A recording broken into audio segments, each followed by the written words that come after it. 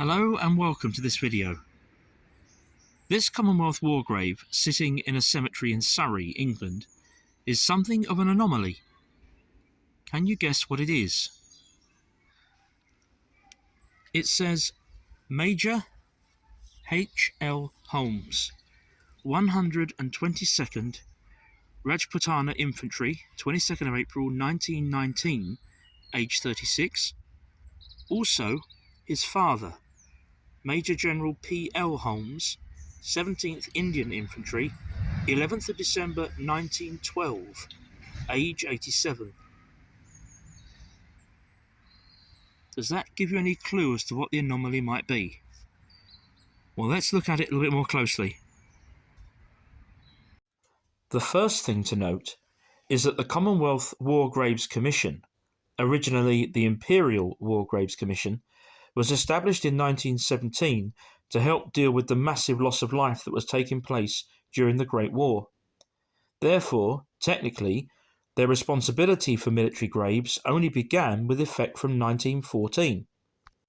Yet here, with a date of 1912, we not only have a Commonwealth War grave commemorating someone who died technically 2 years too soon to have one, but who also, at the age of 87, wouldn't have been in the military at the time of his death anyway. So, what's going on here?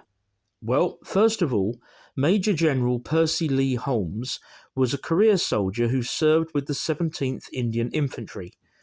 Known as the Black Cats, this was their regimental badge. He spent much of his career in India, where several of his children were born. At the time of his death in 1912, he was living here at Well Farm Road in Whiteleaf, Surrey, and was buried in the local churchyard with, obviously, a private memorial. Looking back at the present gravestone, we can see that Hubert Lee Holmes followed his father into the military, eventually rising to the rank of major. At the start of World War I in 1914, Hubert was serving in India as a captain in the 122nd Rajputana Infantry. They were soon to be posted to Mesopotamia. Although not as widely remembered as the conflict that took place on the Western Front in France and Flanders, the war in Mesopotamia came with its own horrors, and Hubert was soon wounded and invalided back to India. He spent the rest of the war there, receiving a promotion to major in 1916. In 1919, he returned home on leave, but was already seriously ill, and died just a week later from the effects of influenza and pneumonia. So Hubert was buried with his father, and accorded the honour of being given a Commonwealth War Graves headstone. So far, so relatively straightforward. Then, in the 1980s, it was noticed that Hubert's headstone was no longer in situ, and a new one was ordered. At this point, an administrative error took place. His father Percy's date of death was erroneously recorded as 1914 instead of 1912, and, being a military man, it was therefore assumed that he too was entitled to a Commonwealth War Graves Commission headstone. As a result, a new combined stone was erected, with both of their names and military badges.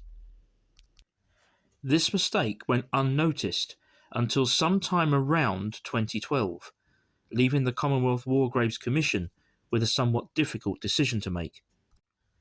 Their solution, in the end, was arguably the best and most logical in the circumstances. A new stone was erected a few years ago with Hubert's name at the top and only his regimental badge, as he was, after all, the one who was actually entitled to a Commonwealth War Graves Commission headstone. But, rather than leaving his grave unmarked, Percy's details were also recorded below those of his sons. And so, there we have an unusual and I believe unique story in Commonwealth War Grave history. But if you know differently, do please leave me a comment. I hope you've enjoyed this video. Do please subscribe to the channel if you haven't already done so, and also please remember to press the notification bell so that you're informed whenever any new videos are being uploaded. I haven't been able to find any pictures of Major General Percy Lee Holmes, but I'm very pleased to have been able to have found a photograph of his son, Major Hubert Lee Holmes. May this father and son continue to rest together in peace. Thank you for watching, and bye for now.